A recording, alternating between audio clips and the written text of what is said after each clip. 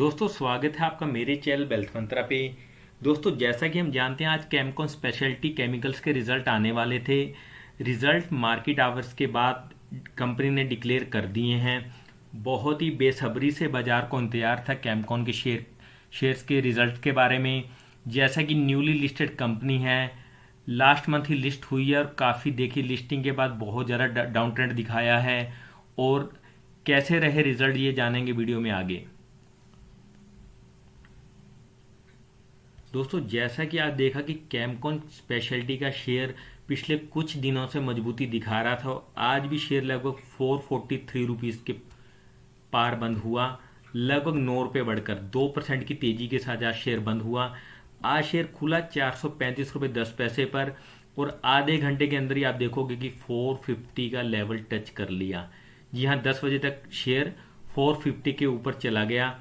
पूरे दिन का ट्रेंड अगर आप देखोगे तो पूरा दिन शेयर 445 के लेवल से ऊपर ही ट्रेड करता रहा। लगभग 2:45 शेयर थोड़ा सा 445 के नीचे गया, लेकिन दोबारा से 445 के ऊपर गया और लगभग 443 रुपये 15 पैसे का क्लोज रहा, जो कि पिछले दिन के मुकाबले लगभग 2% गया। इंट्राडे शेयर 456 रुपये तक भी गया दोस्तों। तो दोस्तों आइए जान लेते हैं शेयर के रिजल्ट्स कैसे रहे। जैसे कि रिजल्ट आने वाले थे, बोर्ड ऑफ डायरेक्टर्स की मीटिंग शुरू हुई मार्केट का आवर्स के बाद 4 बजे और लगभग 5:20 पर मीटिंग खत्म हो गई और रिजल्ट डिक्लेयर हो गए। दोस्तों रिजल्ट क्या रहे? दोस्तों रिवेन्यू फ्रंट पे अगर हम बात कर लें, रिवेन्यू फ्रंट पे क्वार्टर ऑन क्वार्टर बेसिस, जी हाँ, जून क्वार्टर के मुकाबले सितंबर क्वार्टर में रिवेन्यू 45.66 करोड़ से बढ़कर 61.53 करोड़ हो गया। जी हाँ, क्वार्टर ऑन क्वार्टर बेसिस लगभग 35%, जी हाँ, लगभग 35% की कंपनी ने quarter on quarter basis revenue में ग्रोथ दिखाई। अब बात कर लेते हैं Y on Y basis, yearly basis पे। अगर सितंबर 2019 के मुकाबले सितंबर 2020 के हम रिवेन्यू फ्रंट पे देखें तो देखोगे कि लगभग 6% की, जी हाँ, 5.6% की, जी हाँ दोस्तों, 5.6% की लगभग आप देखोगे गिरावट देखी रिवेन्यू में।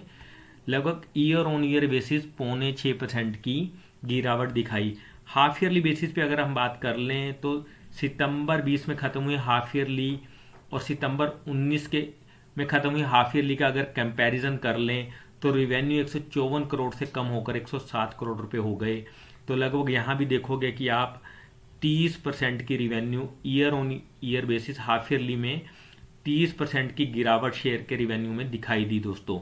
तो रिवेन्यू फ्रंट पे कंपनी ने थोड़ा निराश किया है। सिक्वेंशियल बेसिस पे क्वार्टर ऑन क्वार्टर बेसिस हमने देखा कि 35% की ग्रोथ दिखाई है, लेकिन आप देखोगे कि लास्ट ईयर के मुकाबले रिवेन्यू थोड़े कमजोर हुए हैं। अब बात कर लेते हैं प्रॉफिट फ्रंट पर। नेट प्रॉफिट की बात कर लें तो लगभग 8.83 करोड़ से बढ़कर, क्वार्टर ऑन क्वार्टर की बात कर रहा हूं दोस्तों, 15.58%, जी हाँ, क्वार्टर ऑन क्वार्टर बेसिस पे अगर आप देखें तो सीक्वेंस बेसिस पे 76% की बहुत शानदार तेजी दिखाई है दोस्तों। क्वार्टरली बेसिस पे नेट प्रॉफिट में कंपनी ने बहुत शानदार तेजी दिखाई है।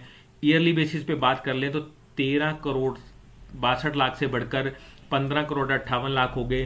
तो ईयरली बेसिस पे भी लगभग 14% की, जी हाँ दोस्तों, 14% की अप ट्रेंड दिखाया है, ग्रोथ दिखाई है। अब बात कर लें हाफ ईयरली बेसिस पे, लास्ट ईयर के 30 करोड़ के मुकाबले नेट प्रॉफिट कम होकर 24 करोड़ रुपए रह गया। तो हाफ ईयरली बेसिस पे अगर आप देखोगे तो 19% की डी ग्रोथ, या कहें कि 19% नेट प्रॉफिट कम हुए हैं दोस्तों।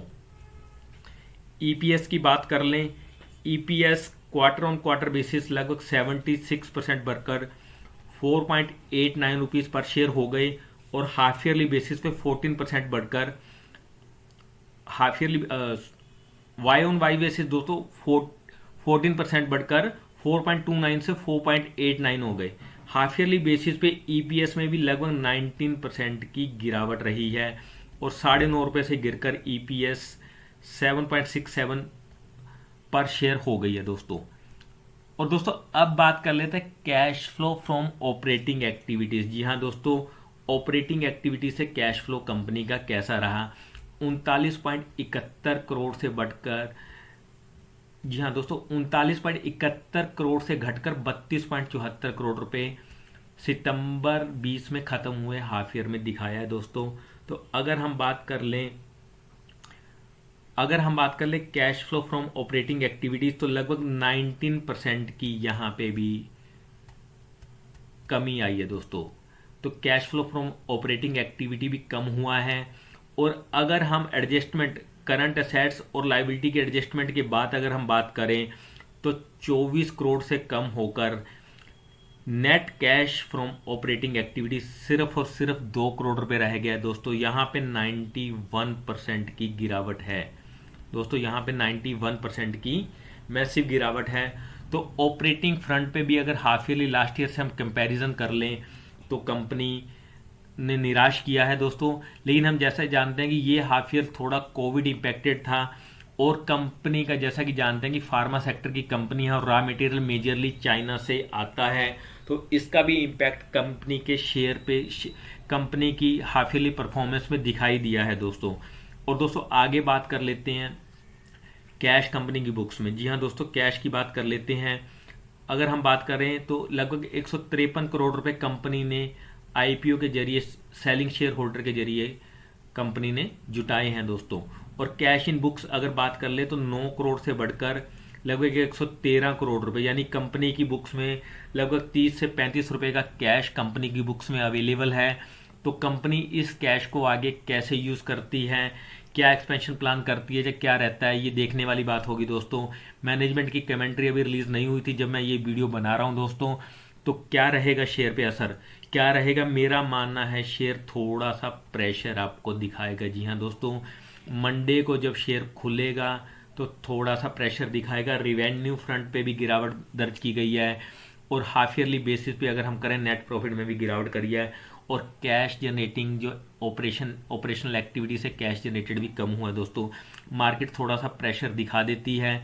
लेकिन दोस्तों मेरा मानना है कि कोविड का अगर इम्पैक्ट देते हैं तो शेयर ज़्यादा गिरना नहीं चाहिए। लेकिन दोस्तों प्रेशर, जैसा कि रिजल्ट प्रेशर दिखा सकता है। और करना क्या है दोस्तों, करना क्या है, रिजल्ट जिसका बहुत बेसब्री से इंतजार था, आज का बनवा 443 रुपीज़ रहा है। तो बहुत इंतजार के बाद रिजल्ट आ गए हैं। रिजल्ट के इम्पैक्ट के बाद क्या करना है दोस्तों 400 रुपये का आपको स्टॉप लॉस रखना है। जैसा कि 398 का लो शेयर ने टच किया है, 52 वीक का 398 का लो टच किया है, तो आपको वहां पे स्टॉप लॉस रखना है।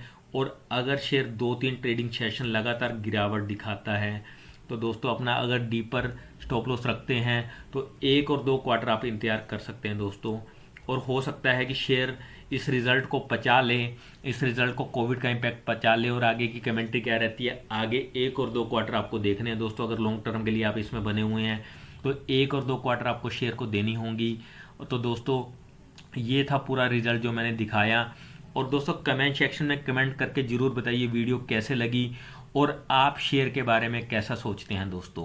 तो दोस्तों वीडियो देखने के लिए धन्यवाद। वीडियो अच्छी लगी तो लाइक कर दीजिए, नीचे दिए गए कमेंट सेक्शन में कमेंट कीजिए और चैनल को कर लीजिए सब्सक्राइब, ताकि आपको नए नए जानकारी बड़े वीडियो सबसे पहले मिलते रहें दोस्तों स्वस्थ रहें, मस्त रहें, व्यस्त रहें, इसी कामना के साथ चलता हूँ। मिलता हूँ जल्द ही अगली वीडियो में। Till then good bye.